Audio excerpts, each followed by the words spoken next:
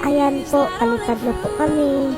Nung una talaga ay natakot ako kasi maka-scam nga. Pero chinek ko siya sa SEC kung register nga ba siya.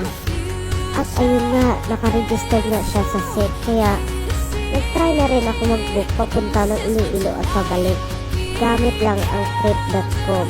At ayun mga Mars, legit talaga siya.